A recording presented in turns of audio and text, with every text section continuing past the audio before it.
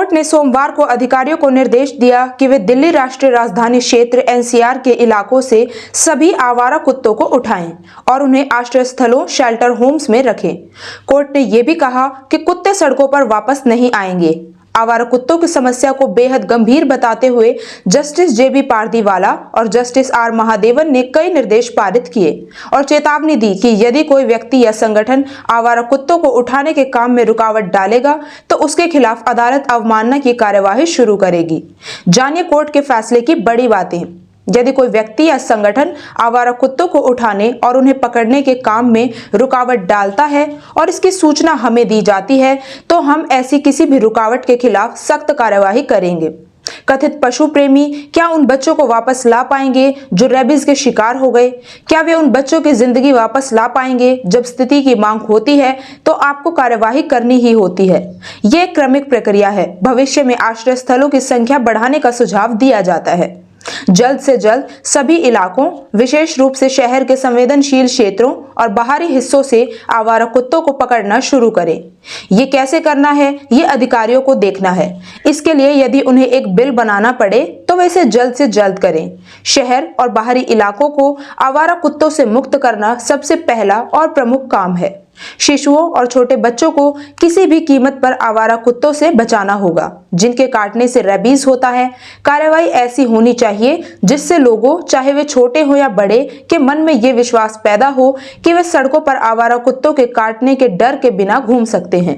जो भी कुत्ता किसी भी इलाके से पकड़ा जाए उसे किसी भी हालत में दोबारा सड़कों या सार्वजनिक स्थानों पर नहीं छोड़ा जाएगा, वरना ये पूरा अभियान व्यर्थ हो जाएगा। Supreme court. सभी इलाकों से तत्काल उठाने का आदेश। कोर्ट ने स्पष्ट किया कि नसबंदी वाले या बिना नसबंदी वाले सभी कुत्तों को सड़कों से हटाया जाए।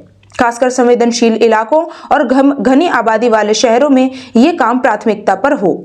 अगर इसके लिए कोई स्पेशल फोर्स बनानी पड़े तो तुरंत बनाई जाए। अदालत ने कहा कि फिलहाल किसी भी नियम को भूल जाइए, हमें सार्वजनिक स्थानों को सुरक्षित करना है। किसी भी बाधा पर अवमानना कार्यवाही। अदालत ने चेतावनी दी कि अगर कोई व्यक्ति या संगठन कुत्तों को पकड़ने या इकट्ठा करने में बाधा डालेगा तो उस पर अवमानना की कार्यवाही होगी। सॉलिसिटर जनरल तुषार मेहता ने भी कहा कि हम कुछ कुत्ते प्रेमियों की वजह से अपने बच्चों की बलि नहीं चढ़ा सकते हैं। सुप्रीम कोर्ट ने कहा, रेबीज वैक्सीन की उपलब्धता, खासकर असली वैक्सीन, एक बड़ी चिंता है। संबंधित अधिकारी, विशेषकर दिल्ली सरकार को यह विस्तृत जानकारी सार्वजनिक करनी होगी कि कहां-कहां वैक्सीन उपलब्ध है, कितना भंडार है और हर महीने कितने लोग इलाज के लिए आते हैं। एबीसी नियम को सुप्रीम कोर्ट ने बताया बेतुका। कोर्ट ने मौजूदा एनिमल बर्थ कंट्रोल एबीसी नियम, जिसमें कुत्तों को नसबंदी के बाद उसी इलाके में छोड़ने का प्रावधान है, उसे बेतुका करार दिया है। अदालत ने कहा कि वे इससे समस्या खत्म नहीं होती और खतरा बरकरार रहता है। शेल्टर होम बनाने का हो सख्त time frame. MCD, NDMC, Delhi सरकार और नोएडा, गाजियाबाद, गुड़गांव के प्राधिकरण को 8 हफ्तों में डॉग शेल्टर बनाने और रिपोर्ट सौंपने का आदेश दिया गया है। इन शेल्टरों में पेशेवर स्टाफर नसबंदी और टीकाकरण की सुविधा, सीसीटीवी निगरानी, बाहर निकलने पर पाबंदी। पहले चरण में 5000 कुत्तों के लिए काम शुरू करने को कहा गया है। जनता की सुरक्षा सर्वोपरि। Supreme court. सुनवाई के दौरान जस्टिस पारदीवाला ने कहा कि ये हम अपने लिए नहीं कर रहे हैं, ये आम जनता की सुरक्षा के लिए है। हमें सुनिश्चित करना होगा कि बच्चे, महिलाओं और बुजुर्गों को रेबीज का खतरा न हो। कोर्ट ने कुत्तों के हमले या काटने की शिकायत दर्ज कराने के लिए हेल्पलाइन शुरू करने का